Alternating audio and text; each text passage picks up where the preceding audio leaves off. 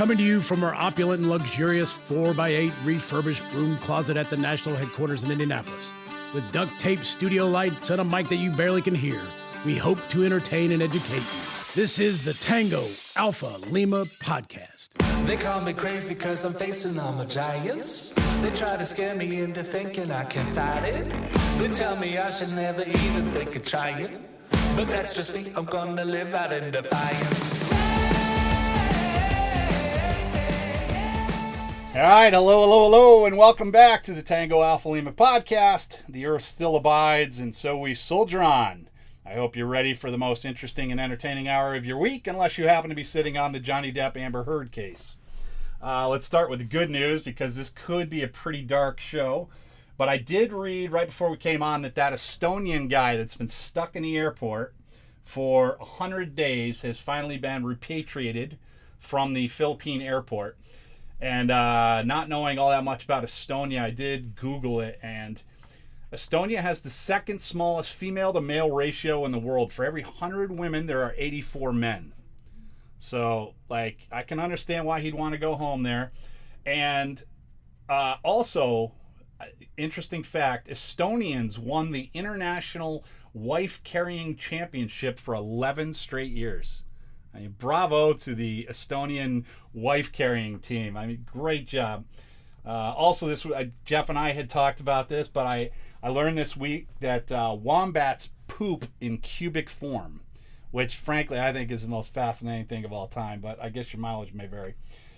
Before we get on to those important topics, though, I'm joined as always by my co-hosts. We got California Dreaming Jeff Daly and our Buckeye friend Ashley Gorbolja Maldonado, currently in our nation's capital. Jeff, let's start with you. How long could you exist in an airport eating Wetzel's pretzels and Starbucks food? And if you got to choose an airport, which one would it be? Oh, I've been in so many airports, and they all trigger me. I could survive in an airport probably a week. After that, I'm going crazy. Yeah.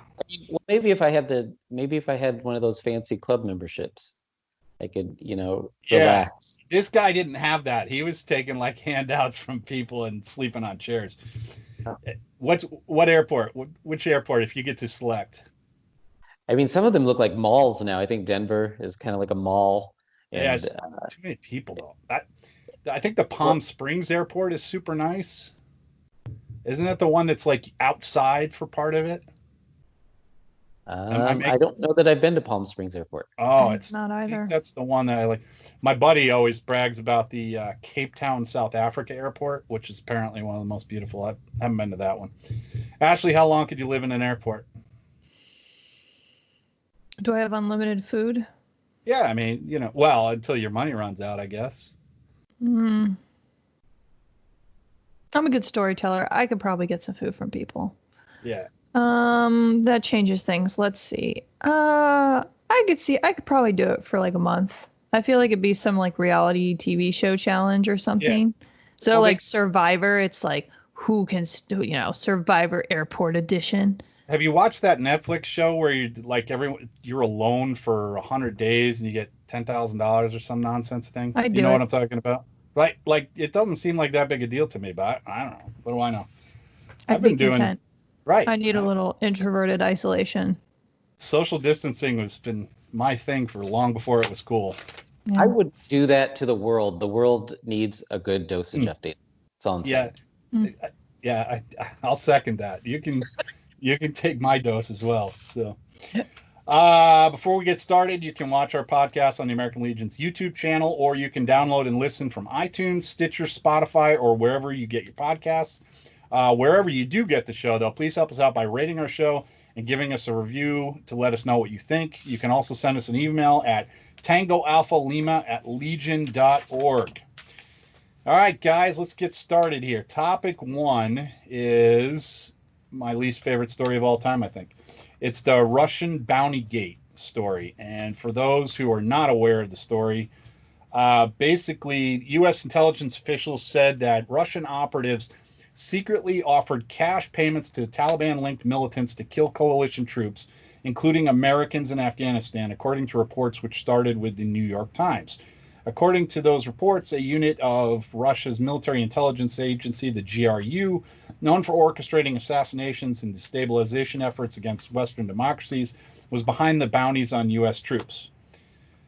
And I said I hate this story largely because it's entirely predicated on two things. One is the story's all anonymous sourcing, and the underlying info comes from captured Taliban guys who I don't know that you can Trust. say. Yeah, I mean, I'm just not comfortable with the entire story, and it seems to have turned into a big political mess because of the standard, what did the president know and when did he know it? I don't. Today, the top U.S. general for the Middle East, General Frank McKenzie, U.S. Central Command, said that intelligence suggesting that Russia may have paid Taliban militants to kill troops was worrisome, but he is not convinced that any bounties resulted in U.S. military deaths. Jeff, what do you think about this story? I think that once again, you have read what I wanted to read. So the bounty issue right now, it has become entirely too political, and I use the data pool of my Facebook feed. Those in my Facebook feed who tend to vote right call it hogwash and a lie. People who tend to vote left just want to castrate the president and throw him in jail. So it has become completely politicized. And some of I can skip my first quote from General Kenneth McKenzie, and I tend to believe Marines, especially out in the field. And he did say that he found it worrisome, but he said, I just didn't find that there was a causative link there. And he went on to say the intel case wasn't proved to me. It wasn't proved enough that I'd take it to a court of law. And that's often true in battlefield intelligence. I think people don't really get that this wasn't a big CIA investigation that came up with this and it was just ironclad proof. This was battlefield intelligence, like you said, from captured Taliban, where they did a raid and found a stash of American cash, actually, in their bunker. And these guys then said, oh, the Russians paid us to kill Americans. And it's the old adage, if you can't beat the Russians or the Americans, this isn't the old adage, this is my application of an old adage. If you can't beat the Russians or the Americans, how do you win the war?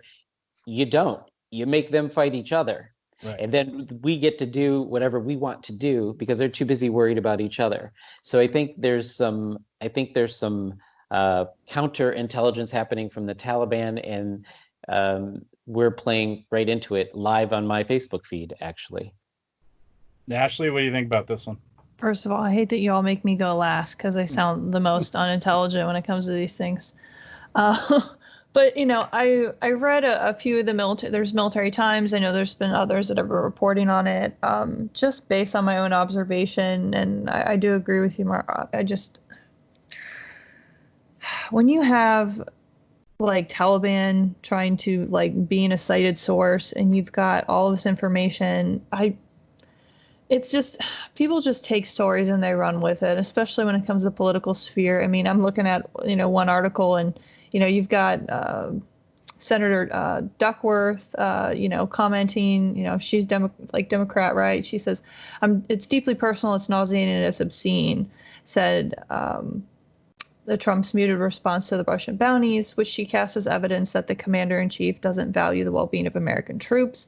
And I think the only thing the president cares about is his own re-election and his own well-being, right? So when you think about like the polarity of different responses that you're going to see, like I think that's very true to what the Democratic response would be, versus, of course, like the Republican responses. But I mean, I think it's interesting that, being in this, like, just the election atmosphere with the current climate of the world right now, it's just, I don't know, this is tough.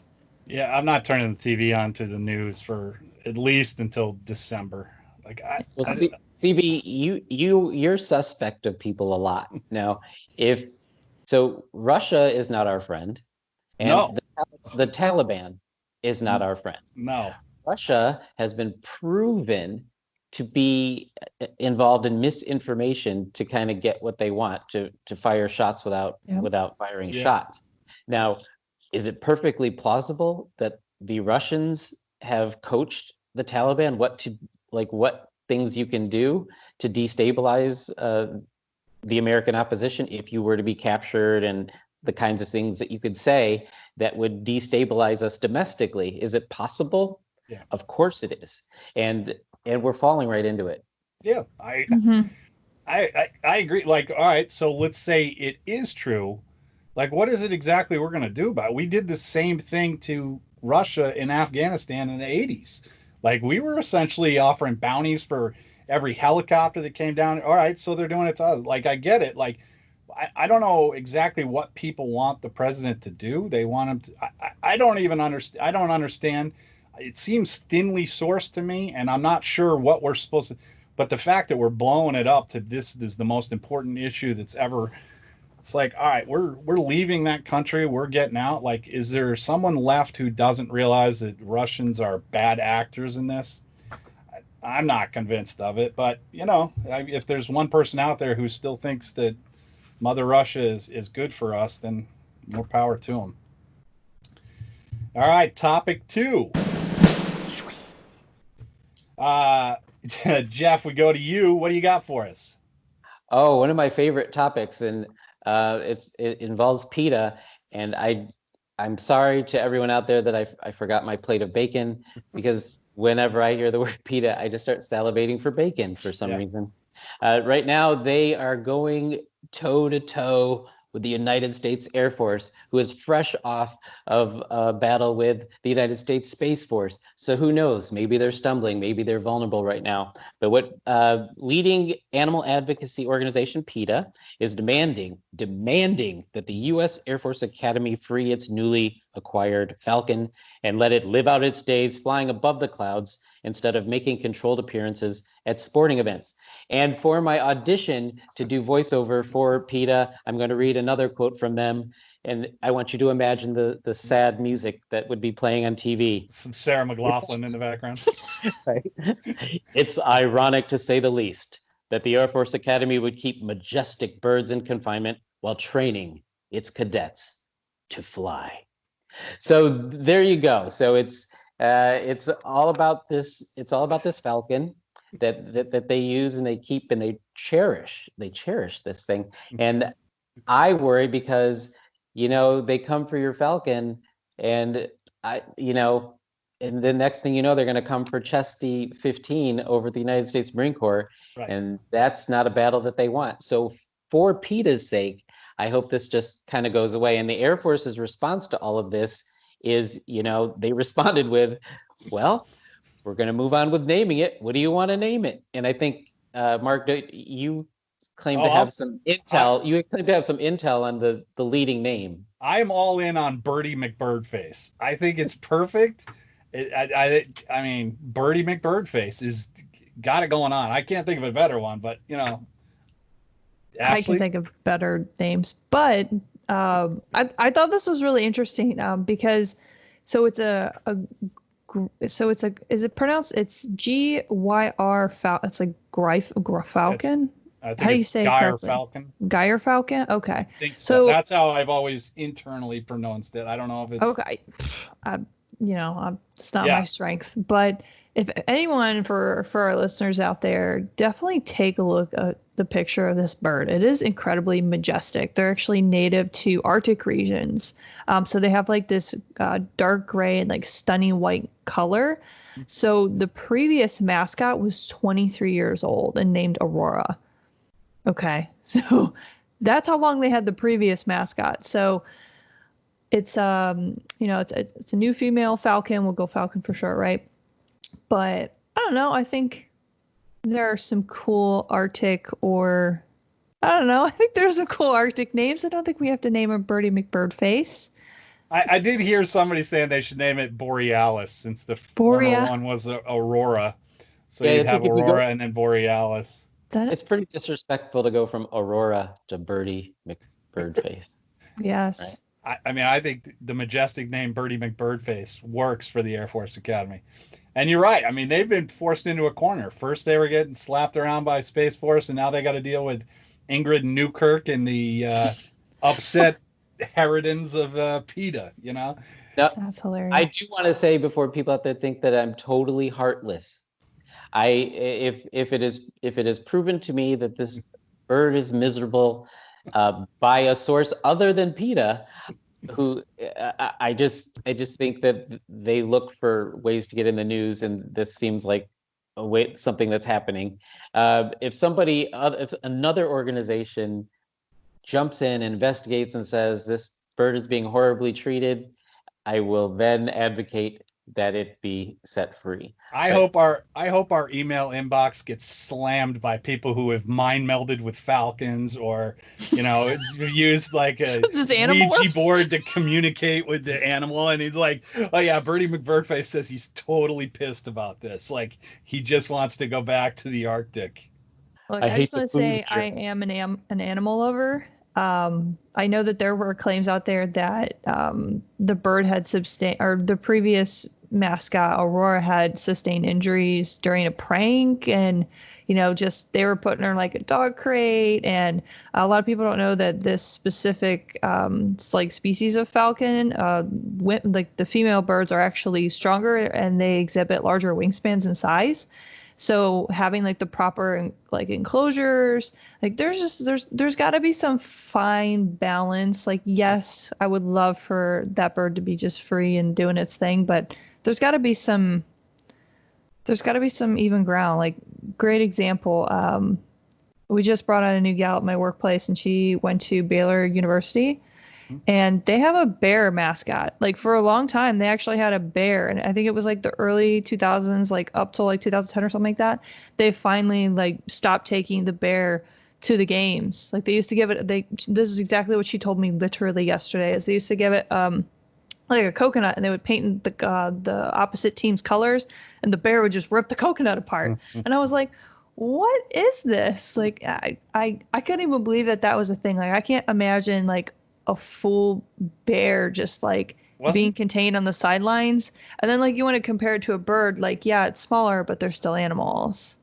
I don't know. I won't YouTube it right now, but didn't the Colorado buffalo escape and truck a whole bunch of people on the field at one point? Interesting. Yeah, they run on, and there's a couple. I think Texas runs on with the Longhorn sometimes. I don't know. I mean, there's got to be a fine line. Baylor is in Texas, so yeah, everything's bigger in Texas. And I mean, the most egregious offense really is the Buckeye. That thing has to be seen on TV is just offensive. It's the second worst mascot First to the of all, Syracuse Orange. A Buckeye is a nut, and you're comparing a nut to a Wolverine. Whatever. And it's poisonous. Oh man. Okay. Yep. Whatever you say. I'm gonna. For all my Ohio listeners, know that I love all of you, and do not listen to this man. And Ohio State. If I don't get one of my favorite sports moments ever was the St. Joseph's Hawks. They have a mascot, and it's a dude in a hawk costume. And during basketball games, he has to flap his arms during the entire game. And apparently this person's on a scholarship. And so they are held to the standard that they have to flap the entire time. And I was at a game where St. Joe's and UMass went into triple overtime. And the Hawk at this point was basically just doing shoulder rolls because he couldn't lift his arms anymore. And all the UMass fans were just yelling at him, "Flap, bird, flap." And the poor person couldn't even lift their arms. One of my favorite sports moments of all time was watching the poor Syracuse or the St. Joseph's Hawk trying to flap. It's just great. Where was PETA when that happened? Huh? That's what I'm saying. Who's looking out for that guy? There's got to be a injury in his future. There's got to be a special interest out there representing mascots the world around. Like, the Stanford tree guy is probably now like a high muckety muck in the mascot union or something. Wasn't there a mascot TV show where like people could compete to be like the next mascot for, I don't know if it was like Division I schools or if it was like semi-pro, it was something along those lines, but they used to have to do ridiculous challenges. That would be, shout out to Holly producer, please put that like in like a little bubble the above thing is, me. I think I would Like, actually watch it. I would love to. I would love to like watch a Spartan race with somebody in their mascot costume. Like That'd be amazing. I know that when I did the marathon last year, I did the last mile with a Easter bunny hat on my head, and I mean it pictures? covered. Oh yeah, it's. I'll show you. Put it on my Facebook after this. But bring it in next time. I want you to put it on your board. Oh, I rented it. I rented the costume in Massachusetts the day before the race, but it was so hot in that thing. I thought I was going to just die. I can't imagine what it's like to run around a mascot all the time. To be fair, though, CV, you say that about everything. Yeah. That room is so hot. The room is too hot. People, you know what I'm going to do next time? Actually, when you called me from the road, the first complaint was how hot it was. I don't like the heat. That's why I kind of feel for the Falcon if he wants to go back to the Arctic. So do I. Like, I love it cold. It's much better when it's cold. You can always put more clothes on, but once you reach, negative clothes, you can't go any further down. So unless you live in a wind tunnel. All right. Okay. Let's move on to topic number 3. After that image. Yes. Ashley, we will go to you for number 3. Go. All right. So for those in the world who have not heard of Specialist Vanessa Guillen, they did, this is hard. So they did figure out, or they did identify that the remains were hers over on the Leon River in Bell County, out in the Fort Hood area. So she, for the listeners who are unaware, she was the young lady, 20 years old soldier, who pretty much has drawn national media attention and scrutiny from Congress and the handling and pretty much of the search and investigation. She was, brutally murdered based on the affidavit, and the other a young lady who's in custody right now in regards to helping dismember her body. The young man that was accused and vice versa, they were kind of on his tail, and he did take his own life. So it's been a very interesting story and development. A lot of this started with the family, in cries of outburst rationally and, justfully so, could not find their daughter. She had been missing since April. There had been a lot of suspicions. There had been accusations of sexual harassment that were reported to the family. So the motive for the family was a little bit different. So the outpour was both of them were related. To this point, CID and Fort Hood investigation, et cetera, they have determined that both incidences were separate. Because they have been conducting investigations and, all these interviews with anyone who has come in contact with this young lady. So, it's a really tough story, and it's inspired a movement and what I think, well, let's be real. So they call it the Invisible War. There's a documentary on this as well, but it's about sexual assault, sexual violence, if you will, rape in the military. And it's referred to as this invisible war due to, a lot of just toxic culture.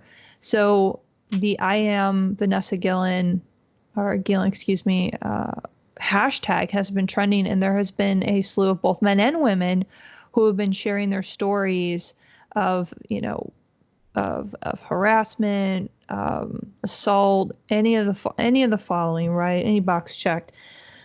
But it's been very moving. And somebody who, unfortunately, is also a statistic of military sexual trauma, it's been really inspiring to watch others find their voice. I know, it took me a while to come to terms with my story and acceptance, but to watch this on a national level, again, like both incidences have been, deemed separate, but this in itself is gathering, and there's been a lot of national attention to it, and I'm happy that we're talking about it, because I think, it's uncomfortable and we have to talk about it.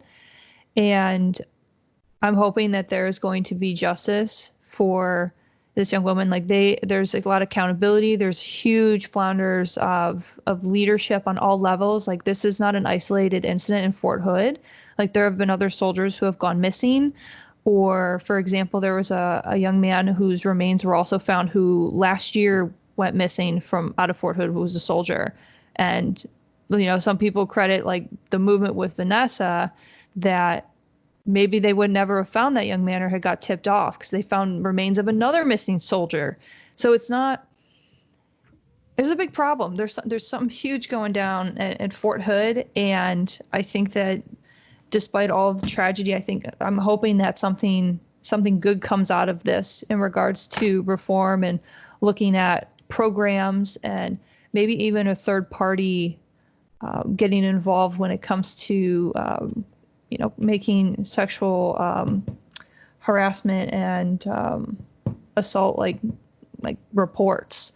So I'll open it up to you guys for a conversation. I know it's a very grimmest topic and there's a lot of things going on in the world, but I want to have a conversation around this and what happened? Like what do you guys think? Jeff, you're up. All right, I think that and I appreciate all of what you said there, Ashley, and I think what's the conversation that we're going to have are multiple conversations. Just in this one case, we're talking about sexual harassment. We're talking about a horrific murder. This wasn't a fight that ended badly. This was a horrific murder. And one of the topics I think that if we want to make sure that someone doesn't in a story that has this much visibility, and you want to make sure that that person did not suffer and die in vain, I think we have to look at the big story. It's very easy in headlines to look at it as an isolated incident of a person who was psychotic or whatever, just pure evil and did this act. But and we had an entire show on the issues, not an entire show, but at least a segment on the issues of Fort Hood. Yeah. And that I kind of believe there's a culture issue there, and I don't know where it stems from, whether it's leadership or whatever. My friend who is a squad leader at a school she's in the Army right now, she wrote to me yesterday and said that entire base is like a TV drama, because I mean they have mold and pests in the household, they have human trafficking and prostitution involving soldiers in and around Fort Hood, and now there's at least 3 remains of soldiers being found around and on that base. Something really drastic needs to happen there, or to me, one of the perpetrators in her death, which is the culture of Fort Hood, in my opinion, is going to get a pass on this. And I honestly and truly believe that someone needs to go in there and kind of revamp it. It's gotta, and if you're saying, my friend who, I didn't even say what she said, but she said that as a squad leader, my main goal, my main job in that role is to make sure everyone is there that showed up, right, in the morning. Therefore, I know that everyone is alive. That means it's all the way down to the NCOs that were failing here. And it's not just the commanding general. It's a culture that went all the way down to an NCO squad leader whose main purpose in the morning is to make sure their troops are alive. And somebody failed that, and the whole thing needs to be revamped. And to honor this soldier's death, I think that has to happen. Yeah, and I agree with both of you, obviously, on those things. My only thing is that I'll defend the command to a certain extent. The problems at Fort Hood have been around long before this commander came on. Like, these are long-standing issues, and they have replaced the commanders at Fort Hood repeatedly. So it goes obviously deeper than that. With regards to the murder here, the family is justifiably sort of lashing out at everyone, and I totally get that. It's an emotional response. But, they were saying, she was sexually harassed, and we've talked to the military, and they haven't found the guy. The problem is as you noted, Ashley, they were two separate things. And the sexual harassment allegations, when they came out, and she didn't report them. And that, to me, is where, and that's not on her. I'm saying that's on the culture. The culture, if the culture is that she felt uncomfortable reporting it, that's where the problem comes in from my point of view. But the initial reports we got was that it was a sergeant and someone in her chain of command. Well, the soldier that ended up apparently murdering her and then killed himself was not a sergeant. He was a specialist, and he was not in her chain of command. He was in her unit, but not in the chain of command.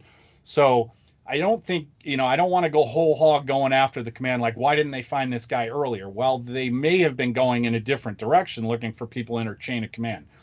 With all that said, I don't know how she could be killed on base horrifically and then taken off base. Like, how do you get a body off the base? Like, I don't know how that works. I mean, apparently it's as easy as putting her in a box, putting in your POV, your personal vehicle, and just driving off base. Right, but one would think it's crazy. I mean, she was apparently murdered at the same place that they thought all along, at the armory, where she disappeared from, and they didn't find anything. Like, maybe I'm just growing up in the CSI world where they, put on special binoculars and they see stuff, but it's like, this guy doesn't strike me as a criminal mastermind. I don't know how all this went down, and I'm kind of eager to see it. I'm not ready to throw the chain of command under the bus quite yet, but obviously the culture needs to change. Absolutely. It's just, well, Mark, how do you change a culture? that's what I don't know. It's the same culture that we've talked about, and I think it's changing for the good. Is that, back when I was in like the 2000 to 2005 timeframe, it really wasn't something you could do to go and say you needed mental health counseling or something. As an infantryman, that wasn't what you did. And I think that culture has changed. There's a lot of high profile, like Medal of Honor types, and everybody else is saying, look, if you need help, go and get help. I think that culture is coming along. And obviously the sexual harassment, all these other types of scenarios, that culture needs to shift too. I don't know how you do it overnight. Like, if you start making mandatory briefings and everything else, the only thing that generally does, from my point of view, is puts people's backs up, like, oh, you're trying to force this stuff. I don't know how you change a culture. I don't. Like, I don't have the answers. I don't know. But it obviously needs to happen sooner rather than later. If I could, when I was so I was an inline squad leader, and I had also held the role of team leader. So I was an NCO sergeant. And as we spoke before, like, as a squad leader, your job is to take care of those that are within your squad, right? So that could be anywhere from like 5, 12 people, depending on your unit. And then you have team leaders, right? And it is, as a team leader, like, moving into that squad leader role, there isn't a whole lot of additional training, like, outside of going to a school, right? So you go to your school, you go to, I think it's warrior leadership course or basic leadership course now. And then you go to advanced leadership course. And typically what ends up happening is a lot of folks in between their E5 and their E6, they have to wait to go to these schools, and then they're cleared to then become leaders. And it's just this weird kind of like line in the sand where, like, okay, you've gone to this school, like, you're qualified to lead. And I think that there's like this assumption as you grow up that you're getting all of the nurture and, like, from surrounding leadership. So in my own experiences, I would find that, unfortunately, I was, X, Y, and Z to other leaders because they didn't want to be held accountable, and accountability was always the key. So as a squad leader, right, if I'm in charge of 12 people, my job is to make sure that they're training, they're well, like, checking in with them. And it's my job to train the team leader to know how to do that role, or how to be in that role and take care of, say, there are 2 or 3 soldiers assigned to them, and hold them accountable. So even at that base level, I believe, just in my own experiences, it comes down to the individual unit culture, where I was in some units where that was, proper military courtesies, we're doing this, this, and that, this is how it's rocking and rolling. And then I was in other units where it was like, we're going to do what we want today, or it was really deterring for me because I would see other NCOs that they just didn't care. and then nobody checked them at the higher level. So you had platoon sergeants, platoon leaders, people who were like, eh. So what ends up happening is then these lower enlisted see that as the appropriate behavior, and then they start mirroring that behavior. So when they come into a position of leadership, because the rest of the leadership is like, bye, sorry, you know, they're not training them to know what right looks like. And that comes back to lead by example. Go ahead, Jeff. That's what my issue with that base is I think that it's a tragic example of this is how we do things. Yeah. And no matter who shows up, they kind of fall into that. And kind of another thing I kind of pulled from what you're saying is there's two elements of the leadership issue in how you've described it. And one is competence, so that comes with training, right? Mm-hmm. But the glaring piece that's missing is character. Every great leader I had, I don't know their credentials. They don't tell me their credentials. I don't look up their credentials. I don't care what school they went to. If they display character, people follow them. Absolutely. And it seems as though character isn't, because it's hard to measure. You can't put it in a service record book. And we're devaluing character and overvaluing. Why should a character-driven person who is waiting for a school and who apparently people follow, and your immediate leadership should be able to recognize that and put them in that billet until they can get to that school. I know, I mean, I did billets above my pay grade. I was an example of that, to exactly what you described. I was very fortunate to have an opportunity. I was an inline squad leader, was a first squad leader. And then when we had an absentee of our platoon sergeant, so I held a role. So I was an E5 doing a 6's job, waiting for a school. And then I was assisting and splitting platoon sergeant duties with another E6. So like I mean, it can happen, but I don't think it happens often enough. And that's exactly what happened with me too. And that was because we were deployed.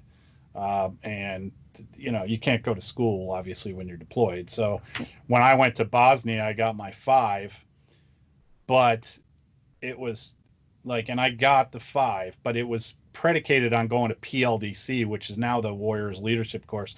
Mm-hmm. But when I went to that PLDC, like, I don't want to put those people down, but they were taking units from all walks of life and putting them through the same PLDC, and people are not in the same place. Like an infantry sergeant who's been deployed to Bosnia for the past year going to PLDC is a lot different than the, you know, civil affairs reserve guy who still had all of his equipment in the plastic packages that it came in. And it was like, there were a few things when I submitted gear. I was like, well, never use this, never use that. Yeah. You know, it is what it is. Mm-hmm. All right, before we leave that story real quick, I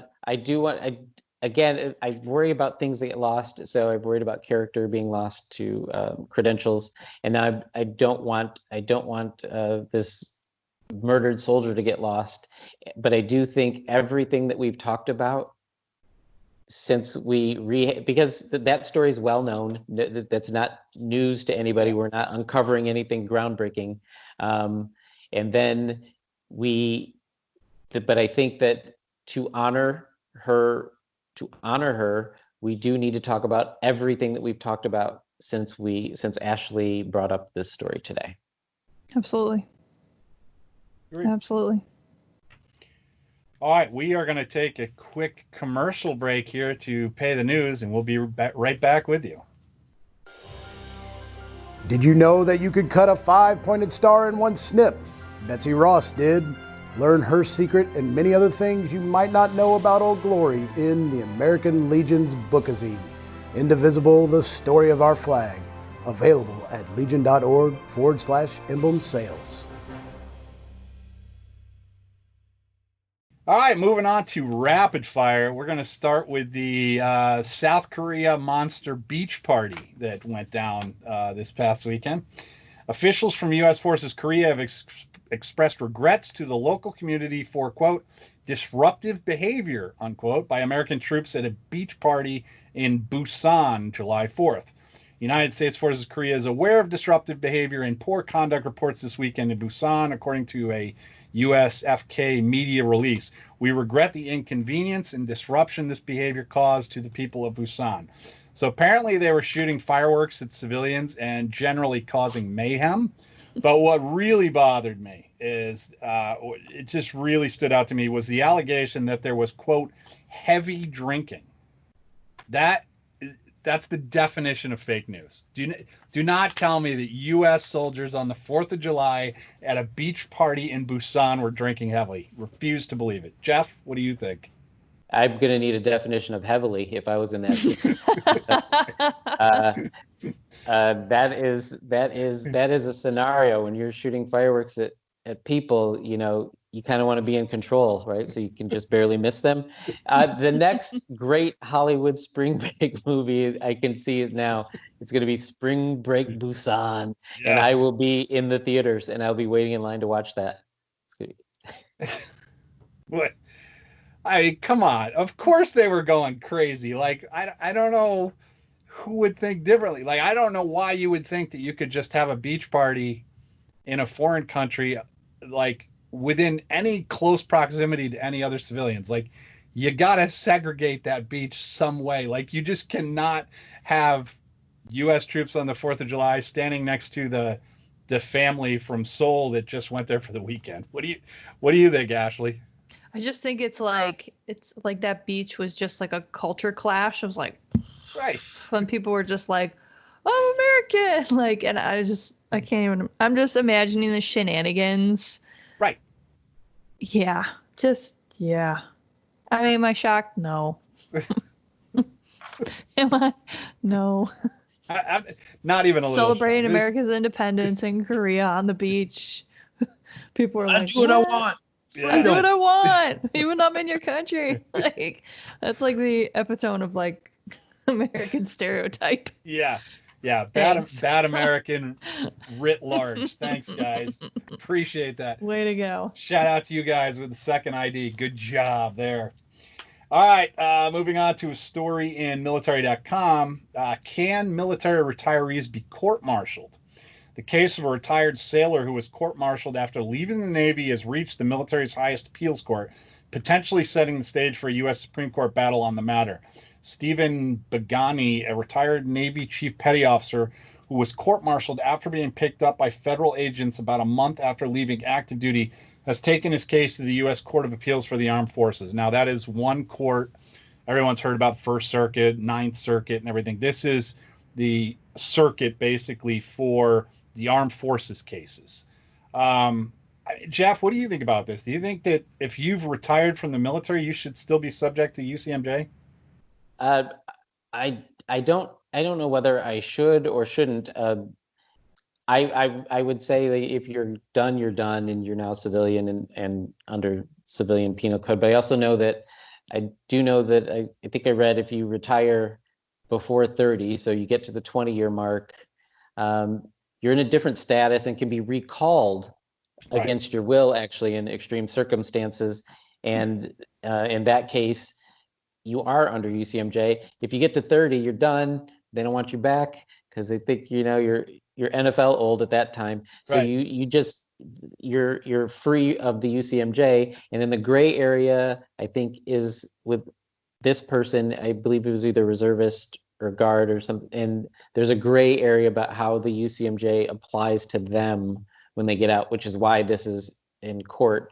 And I would think the application might end up being the same, whereas if you didn't get all the way to 30, you're going to still be subject to the UCMJ. But then again, it's a court of law and the smartest lawyer wins. And if it's not explicitly written, the other side could say it's not explicitly written, and reservists are a different status when they're serving, and they're going to be a different status when they retire. So I just think it has to be code in writing. Like, that just has to be clear and cut and dry. Because even in the articles I'm reading, it's saying those same rules don't apply to retired reservists, and that's why this they're considering the case unconstitutional. It's interesting stuff. I'm not comfortable. I would be okay if the crime itself had something to do with the military service. What was the crime? What did he do? It was sexual assault of a minor, I believe. It was like, I mean, it was a horrific crime. So that's why I didn't even want to go there, because I don't want to defend the guy on the grounds that he didn't do the crime. But I'm wildly uncomfortable with bringing people back on. And you're right, between that 20 and 30, then you have to live for your 10 years sort of with 1 foot in and 1 foot out. I hope they come up with a set rule that's the same rule for everybody. I'm just not wildly comfortable. One of the cases that I've heard is a young lady who was getting out of the military, and she was on terminal leave. And, she had checked out. Like, when you go on terminal leave, you turn in all your TA-50 or whatever you guys call it in the Marine Corps, all your gear. And so you're basically released. You're on terminal leave. Well, she got called back in for a drug test and failed it.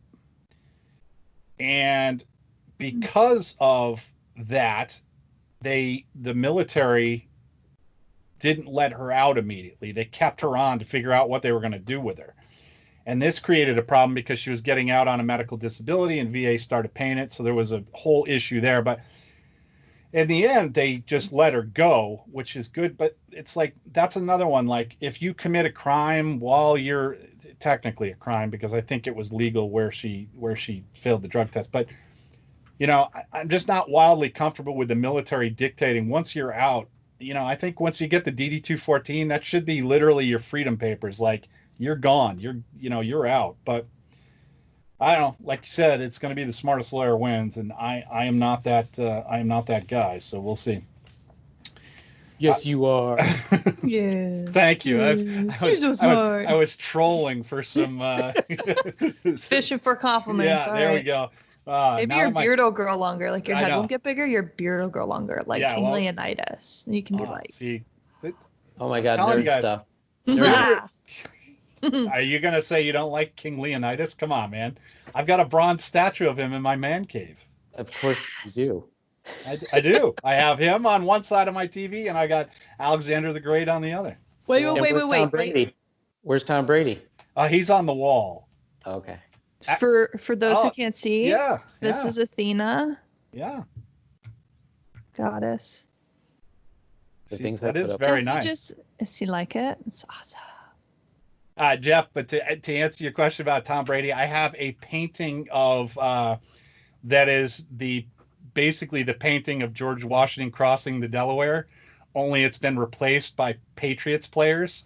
And so it's like Belichick is standing in the boat, and like Brady is manning the oar, and there's like Teddy Bruschi in it. And that is the centerpiece of my man cave, is this painting.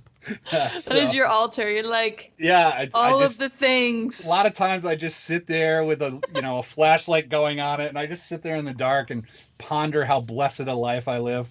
And now I think you're tearing up a little bit. He is. He's getting emotional. I hate losing Tom, but now that we've got Superman coming to the Patriots, I am all set for another year. Let's do this. Although Jeff keeps telling me how old our quarterback is at 31 years old. And injured. And I should point out that this episode will be coming out on my 50th birthday. So anyone out there listening, you should be hoisting a stout, an Irish stout in my honor. The greatest attorney, at least on the show right now. So. All right, let's go to National Guard activation in Georgia. Military Times reporting that Georgia's governor on Monday declared a state of emergency and authorized the activation of up to 1,000 National Guard troops after a weekend of violence in Atlanta left 5 people dead, including an 8-year-old girl. And if you haven't seen the video of the grandfather and the parents talking about it, it's horrific. But a statement from Brian Kemp, Governor Brian Kemp's office, says troops will provide support at certain locations, including the Capitol and the governor's mansion, freeing up state law enforcement resources to patrol other areas. The mayor and others are criticizing the move, saying it was selfish. I didn't really understand why it was selfish. But Jeff, what do you got on this one? Well, actually, you know what, Ashley, let's start with you, since we want to torpedo Ashley, and I need to figure out what Jeff's going to say so I can say it before him. So I have not watched the video yet because I have been trying to do a social media hiatus because I can just not handle all of the just did not wonderful news. And I won't lie, like the whole Vanessa Guillen thing, like I resonated with that. And I was just like, I can't look on social media. Yeah. And for the same reasons of this, like this is incredibly fresh. And, I recall, when my husband got called up to go stand in front of Lafayette Square in regards to, I would say like just, it's very sensitive for me. So I have not watched the video but just looking at all of this, I mean, from a logistics standpoint, like I understand why they called in the guard to like kind of take away and alleviate some of the other stressors, or what would have had to have been like double duty for the just local officers. But I don't know. I don't necessarily think it was like a super bad idea, just with the current climate and state of things, right? Like it's unfortunate. Like, this is just sad. Like, the fact that there's just been so many fatal shootings, and the fact that one of them is an 8-year-old girl who will never get to live her whole life because of just civil unrest. Like, it's just, yeah. Yeah. Jeff, what do you got? I'm trying to, again, it's trying to separate the emotion from policy. So if the National Guard exists to assist in emergencies. And it's not just because, I mean, the 8-year-old, a mere child dying is an emotional thing. And I sure hope that the proponents of bringing in the Guard are not exploiting that. But if there is an actual emergency, that is what the Guard is for. So I'm not understanding the controversy here. I think that if the Guard needs to be in place, if the police are being overtaxed in their duties, and especially now we're talking about state property needs to be protected, then I think that that's fully within the jurisdiction of the governor to use the National Guard for those things. Right, and this one seemed to me particularly good because the governor is calling him up to just provide support at the Capitol and the governor's mansion, freeing up those state law enforcement. Like, that's just a static defense to these areas. Like, you're not asking Guard members to go in and break up the riots or anything else. All you're bringing them in to do is protect these buildings. Like, that seems like a no-brainer that you would want that. But I guess the mayor thinks that this is sort of a slap in her face, but that little girl was just one of numerous shootings last week in Atlanta. And I mean, if you kind of lose control to the point where people are getting killed all over, I didn't really understand. But again, as with everything in an election year, it's come down to politics. I just don't buy off on all of it. It's like, I don't see where this is a bad thing. Give the police, more fluidity and going to deal with other issues. That's crazy. All right. And lastly, an article in Stripes, there's going to be a TV show coming up called Tough as Nails. And this story talks about Marine Corps veteran Kelly Murphy credits his military training for preparing him for pretty much anything, including participation in a new reality TV show that debuts Wednesday. Murphy, 48, applied in 2019 to be Tough as Nails show to prove to himself that he can bring it like I used to in the Marines and show myself I can get the job done, he said. The show spotlights everyday Americans who roll up their sleeves and don't think twice about working long, hard hours and getting their hands dirty in order to keep the country running, CBS Network says on its website. Jeff, what do you got on Kelly Murphy? A good Indonesian name there. I love that name. The TLDR response for me is "Ooh, raw."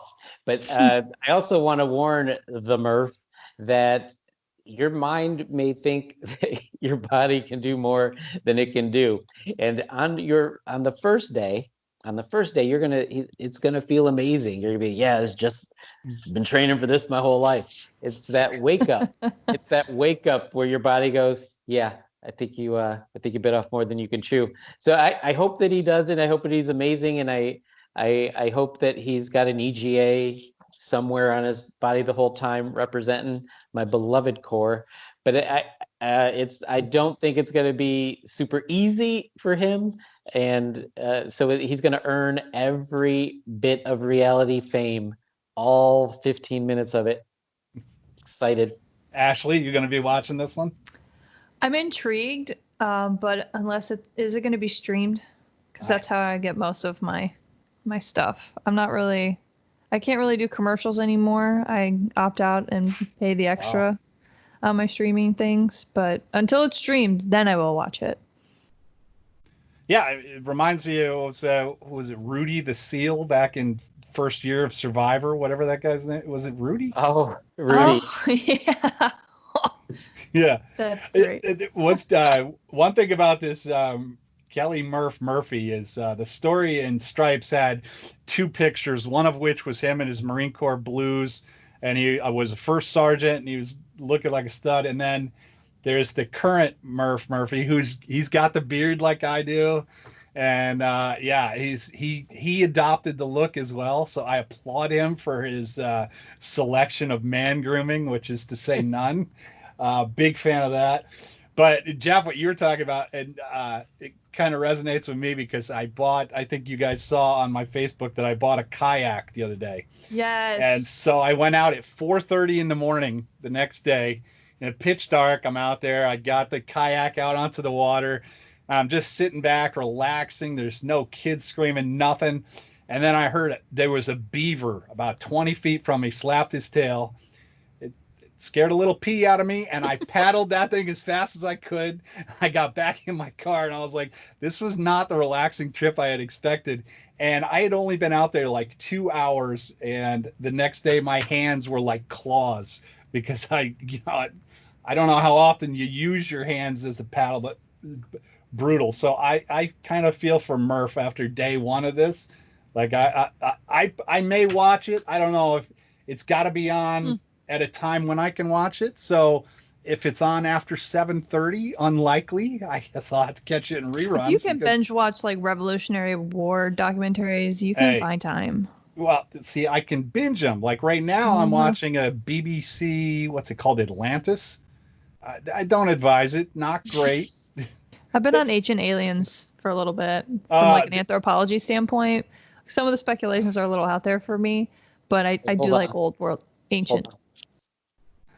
The Ancient Aliens, I tried to do it. I watched one, and they had found this, what was clearly like a model of a bird, and they were trying to sell me on the fact that it was airplane created by the ancients or something. And that was their big hook. Like this was episode 1, like minute 1. And they're like, look at this. This is clearly an airplane. And it's like, no, that's clearly a bird. Like I will say the like last couple seasons have a little bit more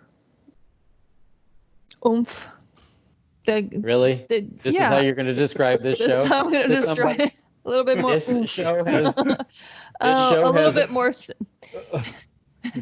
time traveling. I have other words for producer Holly is going with time traveling aliens. Aliens. I just saw it pop up, but listen, it sounds like crazy. I enjoy it from like an anthropology standpoint and looking at ancient cultures, and it's just how some of the technological developments and the study of like how we've curated and maintained our culture, and like how some civilizations don't have it, others do, but then how there's like similarities across the globe where you would anticipate there would be no interactions. Like I find that very interesting from an anthropology. That's what you're getting. That's what you're getting. I agree. From the show about aliens. Ashley, I think we need to sit here and discuss this for at least 40 more minutes just to watch Jeff's eyes pop out of his head, because I know he's about to fall asleep. What is wrong with you people? You guys have taken a ridiculous show about aliens, and now Ashley's using. From an anthropological standpoint, no, none of that exists. It's pure nerd television, and it's pure speculative nonsense. Your words hurt. Yeah, all right. Jeff, let's go to the shout outs, and we'll start with you because you're shouting already. So yeah, here we go. I'm going to shout out somebody who was in her right mind and body. Her name was Angela Madsen. She was a 3-time Paralympian and Marine Corps veteran who aimed to be the first person with paraplegia and the oldest woman to row the Pacific Ocean, not just row it by herself. Unfortunately, she had some equipment failure and had to go into the water, and they don't know what happened yet, but she did not survive. She is a lot of firsts. So like I said, she's the first rower with paraplegia to do this, the first openly gay athlete to do this, and at 60 years old, the oldest woman to do this. Again, she was trying to row from California to Hawaii. To Hawaii. To row. That's crazy. And you're 2 hours in the kayak. Right. Yeah. Well, I mean, in my defense, there are no beavers in the ocean. So that is your defense. That is my defense. This is, again, why I'm not a practicing attorney. All right. Your shout out, Ashley, ancient alien guy. No. So I wanted to give a shout out. This month is Americans with Disability Act Awareness Month, or ADA Awareness Month, if you will. So I wanted to give a shout out to all of the veterans service organizations, to include Legion, who have programs and support individuals with disabilities, whether it's families who have children with disabilities, or veterans who have sustained, some sort of disability through service. All of the programs out there that help support cognition, motor performance, vision, hearing, speech, behavior, housing, all of the above. I wanted to just give a shout out and just raise awareness that this month is the 30-year anniversary of the signing from, I believe it was signed by President Ronald Reagan in 1987. Me no good with math, so double check me on that. So I just wanted to give a shout out and remind everyone to, be aware. Be aware that it's ADA Awareness Month. There you go. All right, mine. I don't know if you guys are watching on YouTube, whatever, you can see a copy of the book The Outpost here by Jake Tapper.